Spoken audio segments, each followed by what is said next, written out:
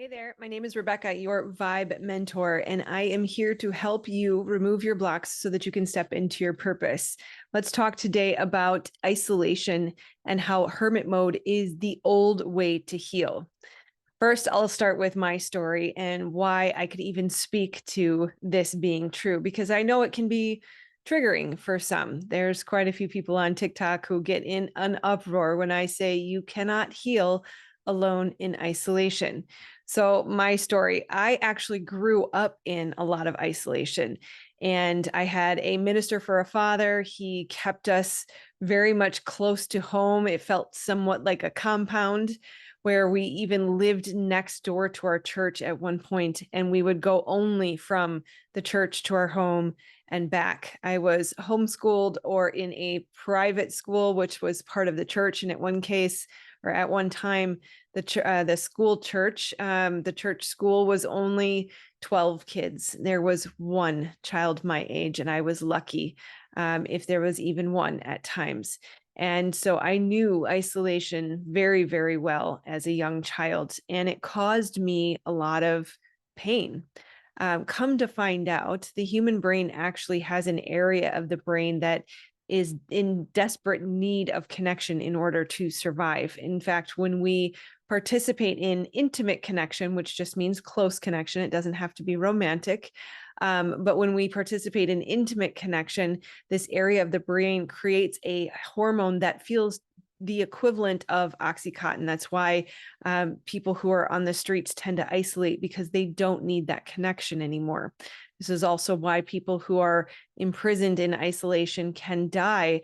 It is literally from that area of the brain starving to death. And so we need connection. I felt the pain of this lack of connection when I was very, very young. And this went on until I was about 14.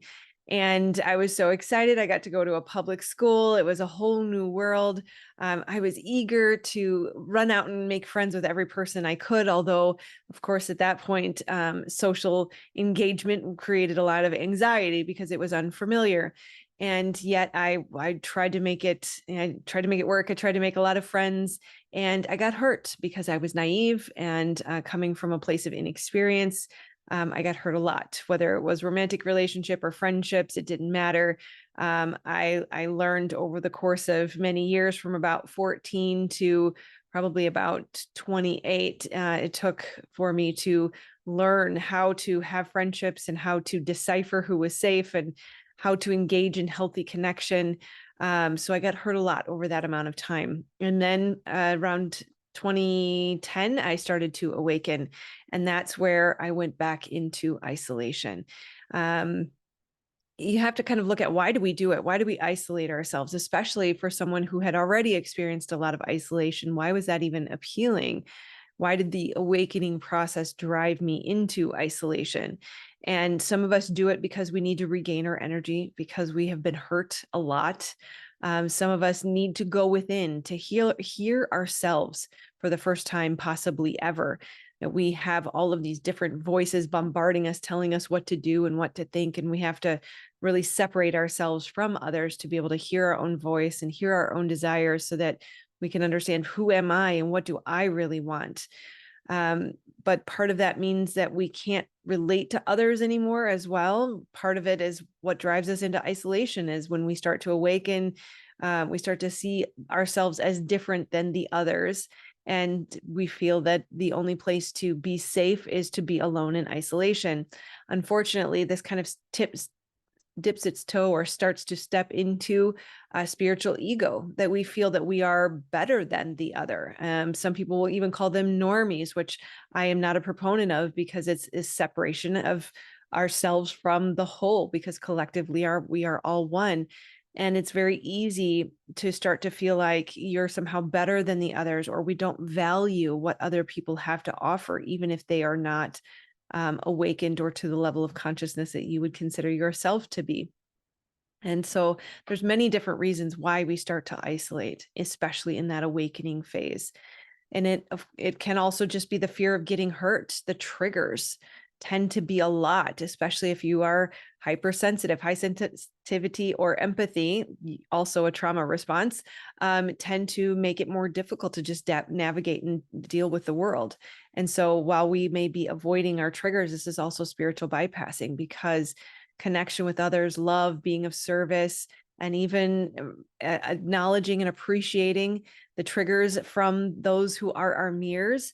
When we avoid that, that is spiritual bypassing, right? So we do this because there's benefits. You know, it's easier. It's easier. I regain my strength. I calm my nervous system, right? We find ourselves again. We hear our voice for the first time ever. We hear source. We connect. We regain our energy. There's so many benefits. And yet, when I went into that place, although it be because of awakening and all these great reasons, I got stuck there. And this created a lot of depression and anxiety. And then the coping mechanisms have to come in because we can't handle the wounding and the pain from being isolated. And so, you know, glass of wine or 2 or 3 a night became my habit. And I found myself very, very depressed, very lonely. And no matter how connected to source I was, no matter how much I meditated all day, and, you know, all the astral travel and the talking to trees and whatever else, you know, all these other gurus that would come into my life that I would think they can save me. They have the answer. That's all of the binging of the social media, ancient wisdom, trying to find the solution, trying to manifest my way into my purpose and into my mission and into my dreams. And it didn't work. It didn't work. I was still stuck there. And then what happens, right? Then the downfalls of hermit mode and isolation come in, right? We get stuck, we get used to it. It becomes a habit. We get complacent, we get lazy. We even start to fear what it might look like to try to reintegrate. We can't even begin to trust people anymore. Our nervous system is so out of practice that it handles less and less and less. And our fears grow bigger and bigger and bigger, and they gain power over us. And then for me, I tried to reemerge in 2014. I had gone through the dark night of the soul, the awakening process. I came back out, and it was difficult. It was difficult. And even there were more bigger triggers, right? The narcissistic relationship that wanted to keep me small and keep me from expanding and connecting with other people, right? That the reasons why we stay stuck are seemingly so much bigger than they need to be. It reminds me of the little mouse that casts such a big shadow on the wall, because when we finally shine light on it, we see, oh, it's just this tiny little mouse. It's not such a big thing. But man, did it feel like this ginormous monster, so much bigger than me, to try to get back out there and to reintegrate in the world again. So how did I get out? How do we get out of hermit mode? One is understanding our thoughts. Cognitive behavioral therapy, well known in the psychology world. You got to watch your thoughts. You got to observe them. You got to question them. You got to understand what beliefs are they stemming from, and then change them. So really detach, become the observer, and start to watch what are the stories I'm telling myself. So 3 parts. How do we get out? 3 major milestones that worked for me. One was finding a therapist who was well-versed in depression and slightly spiritual. I got lucky. You don't always find a good one the first time, but I did. And that the book, A Peaceful Mind, it teaches cognitive behavioral therapy in a very simple way, but it's a pretty simple process. Watch your thoughts, question your thoughts, identify their root belief, right? So if I have a thought, as an example, that people are not safe, well, if I say reintegrating into the world, getting to know people again is too scary because people can't be trusted. So there, I see that thought. I question that thought. Is it true? All people can't be trusted? Are we really lumping everyone together? Is it fair to say that every single person is unsafe? No. So we can challenge that thought and see it's probably flawed. And then the third step was look for the belief. So the belief is all people are unsafe.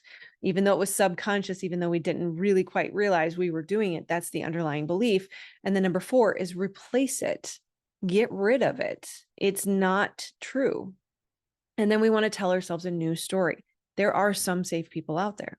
56% of the world's population is capable of healthy attachment. We can find good people, right? As within, so without. This is an attraction point, more for another day. But number 3, where are we at? Cognitive behavioral therapy, tell a new story. I guess you could call that 2. Number 3, see value in others. We have to remember that even if they are unawakened, they are valuable, they are divine, they have a life purpose, they are a beautiful mirror for you, even if it is to mirror the ugly, the parts of us that we need to see, that need to be healed. Triggers are gifts, and as they trigger us, as we move through life, even with the people that we have not spiritually deemed equivalent, they are still as valuable as you are. And so start to see and look for the higher self in them, look for the value in them, look for the purpose, look for the strengths, look for the gifts. You will see it if you try to see it.